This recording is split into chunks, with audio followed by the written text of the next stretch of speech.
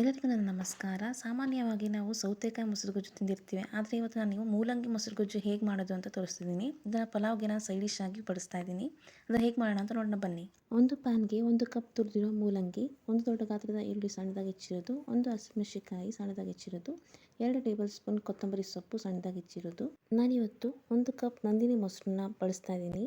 ಈ ಬೇಸಿಗೆಯಲ್ಲಿ ಮೊಸರು ಮಜ್ಜಿಗೆಯನ್ನು ಸೇವಿಸುವುದರಿಂದ ದೇಹದ ಉಷ್ಣಾಂಶತೆ ಕಡಿಮೆ ಆಗುತ್ತದೆ. ಕೊನೆಯದಾಗಿ ರುಚಿಗೆ ತಕ್ಕಷ್ಟು ಉಪ್ಪನ್ನು ಸೇರಿಸಿ ಬೆರೆಸಿದ್ರೆ ಮೂಲಂಗಿ ಮೊಸರುಗೊಜ್ಜು ರೆಡಿ. ಈ ರೆಸಿಪಿಯಲ್ಲಿ ಮೇನ್ ಇಂಗ್ರೀಡಿಯೆಂಟೇ ಮೊಸರು.